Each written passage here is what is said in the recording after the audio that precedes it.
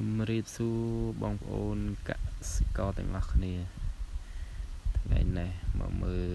ពោតរបស់ខ្ញុំផ្ទាល់ចឹងឃើញថាឆ្នាំនេះពោតទាំងចុងដៃទាំងដើមដៃវាល្អអាចទទួលយកបានបងប្អូននេះហើយពូជនេះដែរខ្ញុំដាក់ពូជប្រភេទ LG ខ្មែរយើងនាំចូលពីថៃដែរទេឃើញថាវាល្អ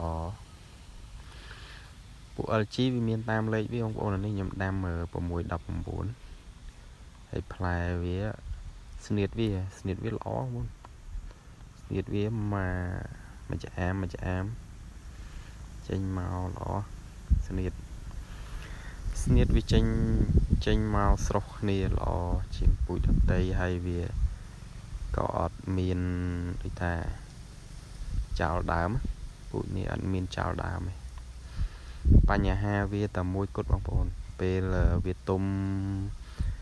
អាយុវា100បើទុកដល់120ថ្ងៃគឺវាប្រឈមមុខនឹងខ្មៅក្របអញ្ចឹងវាពិបាកថងហ្នឹងហើយ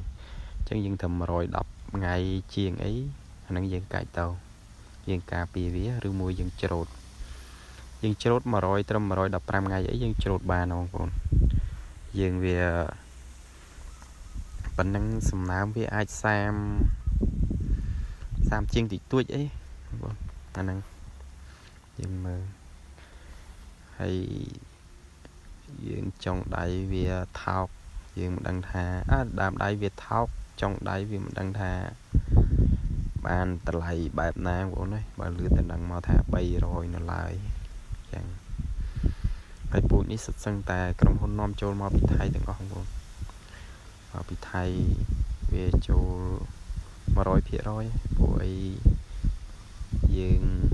មិនតាន់បានផលិតពូជគ្រប់គ្រាន់ទេឮតែតាម Facebook ថាមានមិនដែលឃើញចែកជូនជាកសិករដាំទេនៅខាងខ្ញុំនេះជីដែននេះជាប់នឹងជីដែនហើយពេលបិទព្រំដែនសួរថាពិបាកអត់ពិបាកណាស់បងប្អូនកសិផលគឺធ្លាក់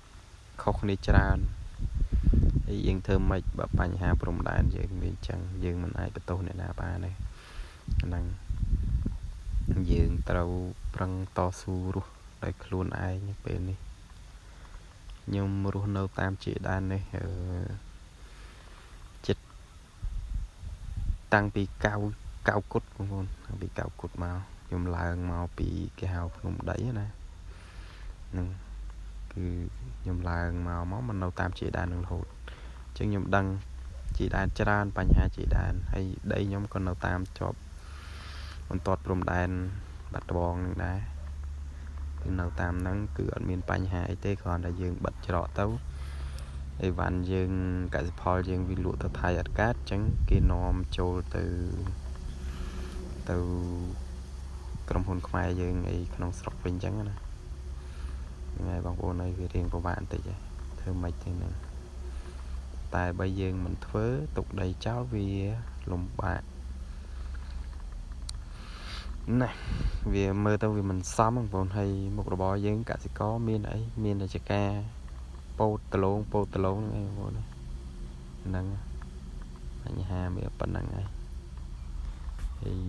យើងមិនអាចបន្ទោសរដ្ឋាភិបាលឬមួយអ្នកណាបានទេព្រោះអីធ្វើម៉េចបើយើងចំនួនប៉ុណ្ណឹងយើងដោះស្រាយតាមសន្តិវិធីទៅហ្នឹងការ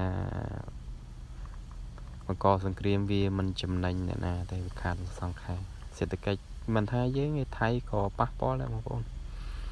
គ្រាន់តែគេប៉ះពាល់តិចឬមួយច្រើនអីយើងមិនដឹងអញ្ចឹងណាតែបើមើលតាមស្ថានភាពក៏ក្រនបើដែរថៃហើយយើងក៏ប៉ះពាល់រៀងក្រនដែរអញ្ចឹងវាមិនថាអ្នកណាខាតអ្នកណាចំណេញតែមានបញ្ហាអ្នកខាតរៀងខ្លួនហើយតែមានចំនួនហើយអ្នកណាក៏ចង់ឈ្នះដែរអញ្ចឹងទាំងគេទាំងយើងបើយើងដោះស្រាយដោយវិធីយើងចង់បានតាមអ្វីដែលយើងមិនឈ្នះនេះហ្នឹងវាមិនអីទេបងប្អូនពោតនេះខ្ញុំលុក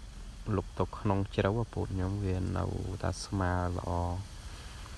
នឹងវិល ចឹងបងប្អូនបើដាំពោតរៀងវើបន្តិចបានវាល្អតែញឹកពេកអត់ល្អបងប្អូនញឹកពេកវាលេងតែដើមពីទូចគេហៅល្អមើលអត់ល្អស៊ីអាហ្នឹងបងប្អូនអានេះវាអត់សូវល្អមើលតែវាក្រាន់នេះព្រោះបបិសោតខ្ញុំដាំចូលមក20ឆ្នាំជាង20ឆ្នាំចុះរយៈពេលខ្ញុំដាំគ្រាន់តែធ្វើជាការតែសួរសល់អីអត់មានសល់អីបងប្អូនព្រោះអីតម្លៃជីថ្នាំអីវាថ្លៃពេកឥឡូវនេះតាមតាណាហ្នឹងតាបានប្រហែលយកប៉ុណ្ណឹងសល់អីសល់ខ្លួនសល់ដីដែរបងប្អូនកសិករទើបយល់អ្នកធ្វើកសិកម្មមានចំណេញមានអីទេឆ្នាំហ្នឹងហើយចង់សំណូមពរឲ្យរដ្ឋាភិបាលឲ្យក្រសួងកសិកម្មអីចុះជួយមើលកសិករផងកុំនៅកន្លែងពេកឃើញចុះ